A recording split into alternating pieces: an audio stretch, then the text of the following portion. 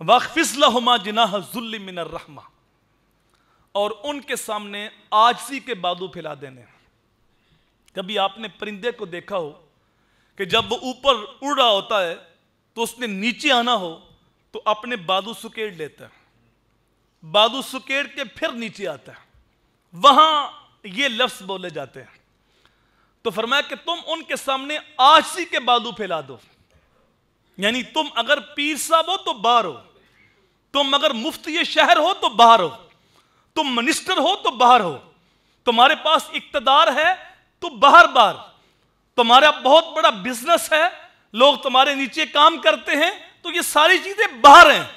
لیکن جب تم ماں باپ کے سامنے آ جاؤ تو پھر اپنے عاجزی کے بازو ہیں وہ پھیلا دو اور ان کے سامنے ایسے کھڑے ہو جو جس طرح ایک مجرم غلام اپنے آقا کے سامنے کھڑا ہوتا ہے۔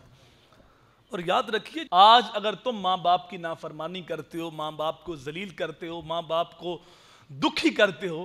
تو کل یہ وقت تمہارے اوپر بھی آئے گا۔ وہ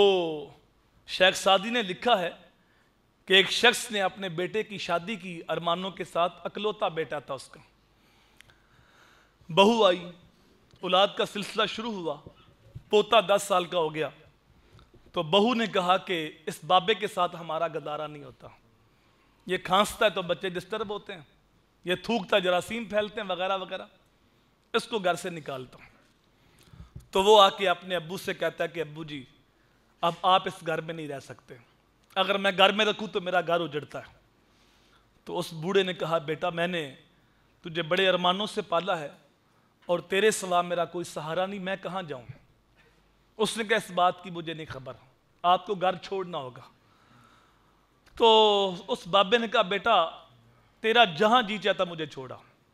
میں کچھ نہیں کر سکتا۔ اس نے اپنے باپ کو اٹھا لیا اور گھر سے ایک کمبل لے لیا اور وہ پوتا بھی ساتھ چلنے لگا۔ جنگل میں جا کے اس نے کمبل بچھایا اور اپنے باپ کو وہاں بٹھایا اور کہا اچھا ابو یہ تمہاری میری آخری ملاقات ہے، بقیہ زندگی آپ یہیں جنگل میں گزارو گے۔ تو باپ کی آنکھوں میں آنسو تھے، وہ 10 سال کا جو بیٹا تھا اس نے کہا ابو رکیے، وہ آدھا کمبل پھاڑنے لگا، تو کہا بیٹا رہنے دے، سارا کمبل ہی دادے کے پاس رہنے دے۔ اس نے کہا نہیں اس کی مجھے ضرورت ہے، آج تم جوان ہو، بابا جی بوڑھے ہیں، آج اس کو تم یہاں چھوڑ کے جا رہے ہو، کل وقت آئے گا میں جوان ہوں گا آپ بوڑھے ہوں گے، یہ باقی آدھے کمبل کے اوپر میں آپ کو یہاں چھوڑ کے جاؤں گا۔ جب یہ بات اس نے کہی تو اس کی آنکھیں کھل گئیں اور باپ کو اٹھایا گھر لے آیا اور بیوی سے کہا کہ تو رہنا ہے تو رہ، جانا ہے تو جا، میں اپنے باپ کو گھر سے نہیں نکال سکتا۔ ماں باپ کے ساتھ اگر تم زیادتی کرو گے، نافرمانی کرو گے،